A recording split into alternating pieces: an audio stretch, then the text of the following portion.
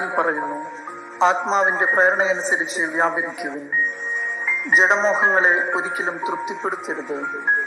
എന്തെന്നാൽ ജഡമോഹങ്ങൾ ആത്മാവിനെതിരാണ്, ആത്മാവിന്റെ അഭിലാഷങ്ങൾ ജഡത്തിനും എതിരാണ്. അവ പരസ്പരം എതിർക്കുന്നത് നിമിത്തം ആഗ്രഹിക്കുന്നത് പ്രവർത്തിക്കാൻ നിങ്ങൾക്ക് സാധിക്കാതെ വരുന്നു. ആത്മാവ് നിങ്ങളെ നയിക്കുന്നെങ്കിൽ നിങ്ങൾ നിയമത്തിന് കീഴല്ല.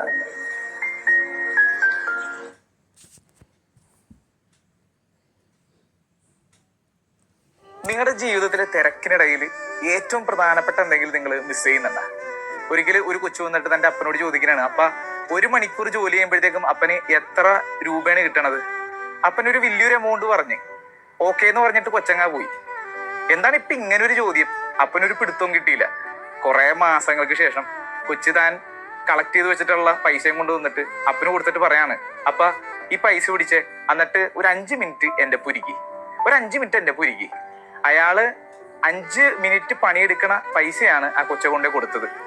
കൊച്ചിന് വേണ്ടിയിരുന്നത് പൈസ ആയിരുന്നില്ല, സൗകര്യങ്ങളായിരുന്നില്ല, കൊച്ചിന് തൻ്റെ അപ്പനായിരുന്നു വേണ്ടിയിരുന്നത്. നമ്മുടെ ജീവിതത്തിലും ഇതുപോലെ സംഭവിക്കാറില്ലേ? ഏറ്റവും പ്രധാനപ്പെട്ടതൊക്കെ നമ്മൾ ചിലപ്പോൾ മറന്നു പോകാറില്ലേ? എല്ലാ ദിവസവും അമ്മേനെ വിളിക്കണമെന്നുണ്ട്, പക്ഷെ സമയം കിട്ടാറില്ല. വീട്ടില് കൂടെ എല്ലാവരും ഇരിക്കണമെന്നുണ്ട്, സമയം ചെലവഴിക്കണമെന്നുണ്ട്, പക്ഷെ ഭയങ്കര ബിസിയാണ്. നമ്മുടെ ജീവിതത്തിൽ ജോലി, പണം എല്ലാം പ്രധാനപ്പെട്ട കാര്യങ്ങളാണ്.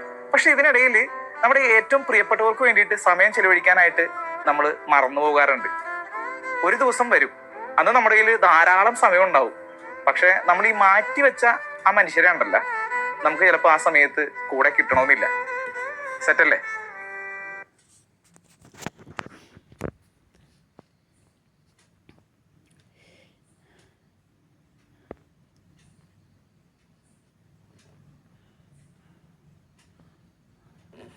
ആ ഗ്രാമത്തിന്റെ നടുവിൽ കാടുപോലെ ഒരു പ്രദേശമുണ്ടായിരുന്നു. അവിടെ നൂറ്റാണ്ടുകൾ പഴക്കമുള്ള വലിയ മരങ്ങളുണ്ടായിരുന്നു. ഒരു ദിവസം അവിടുത്തെ ചെറുപ്പക്കാർ പറഞ്ഞു, ഈ പെരുമരങ്ങൾ ഒരു ഫലവും തരുന്നില്ലല്ലോ, ഇതൊക്കെ വെട്ടിമാറ്റിയാലോ. അപ്പോൾ അവിടെ ഉണ്ടായിരുന്ന ഒരു വൃദ്ധൻ ചിരിച്ചുകൊണ്ട് പറഞ്ഞു, ഈ മരങ്ങൾ ഫലം തരുന്നില്ലായിരിക്കാം, പക്ഷേ ഈ കാടിന് തണൽ നൽകുന്നതും മണ്ണിൽ ഈർപ്പം നിലനിർത്തുന്നതും ഇവിടെയൊരു കാടിനെ നിലനിർത്തുന്നതും ഈ മരങ്ങളൊക്കെയാണ്. ഒരുപക്ഷെ ചിലരുടെ മഹത്വം ഫലം നൽകുന്നതിലല്ല, മറ്റുള്ളവയ്ക്ക് ഫലം ചൂടാൻ സാഹചര്യം ഒരുക്കുന്നതിലാണ്. സ്തുതിയായിരിക്കട്ടെ. ആ ഗ്രാമത്തിന്റെ നടുവിൽ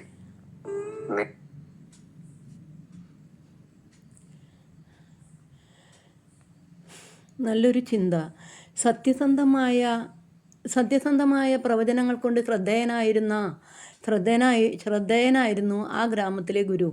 അദ്ദേഹത്തിൻ്റെ മുൻകൂട്ടിയുള്ള നിർദ്ദേശങ്ങൾ നാടിനെ പല അപകടങ്ങളിൽ നിന്നും രക്ഷിച്ചിരുന്നു. ഒരിക്കലൊരു മഴയ്ക്ക് ശേഷം ഗ്രാമത്തിലെ തടാകത്തിൽ നിന്ന് വെള്ളം കുടിക്കരുതെന്ന് അദ്ദേഹം ഗ്രാമവാസികളെ വിലക്കി. എന്നാൽ അതനുസരിക്കാതെ എല്ലാവരും ആ വെള്ളം കുടിച്ചു.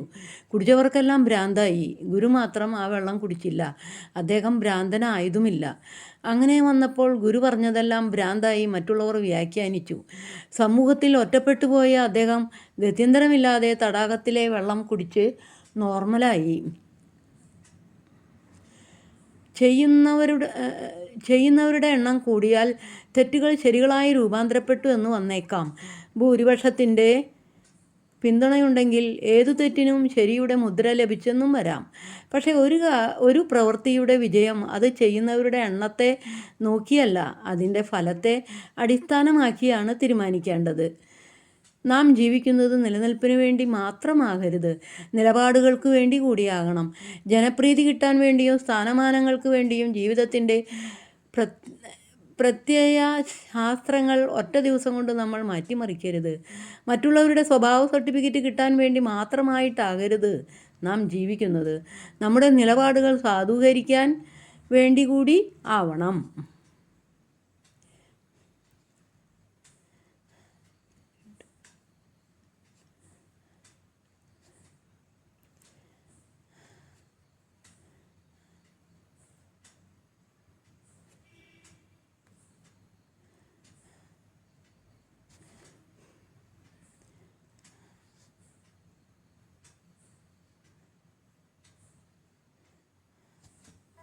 ചില ദിവസങ്ങളിൽ കണ്ണാടിയിൽ കാണുന്ന നമ്മളെ നമുക്ക് ഇഷ്ടപ്പെടാറില്ല.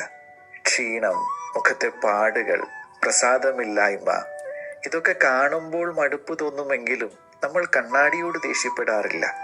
കാരണം കണ്ണാടി നമ്മളെ മോശക്കാരനാക്കിയതല്ല, നമ്മളിൽ ഉള്ളത് കാണിച്ചു തന്നതേയുള്ളൂ. ചില മനുഷ്യരും ചില അനുഭവങ്ങളും ഇങ്ങനെ തന്നെയാണ്. നമ്മെ അലോസരപ്പെടുത്തിയേക്കാമെങ്കിലും നമുക്കറിയാത്ത നമ്മെ അവർ വെളിപ്പെടുത്തുകയും ചെയ്യുന്നുണ്ട്. അസ്വസ്ഥരാക്കുന്നവരെല്ലാം ശത്രുക്കളല്ല, ചിലർ നമുക്ക് മുഖം നോക്കാനുള്ള കണ്ണാടികളാണ്. സ്തുതിയായിരിക്കട്ടെ. ചില ദിവസങ്ങൾ നമ്മളൊക്കെ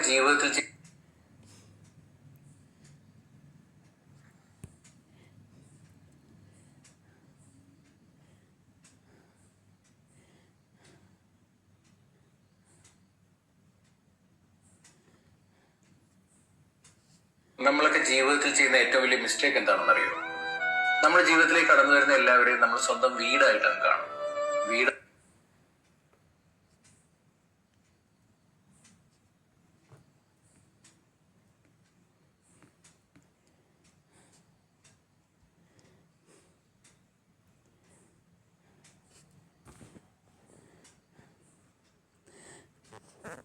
എല്ലാവർക്കും നല്ലൊരു ദിവസം ആശംസിച്ചുകൊണ്ട് പ്രാർത്ഥനയോടെ ഗുഡ് നൈറ്റ്.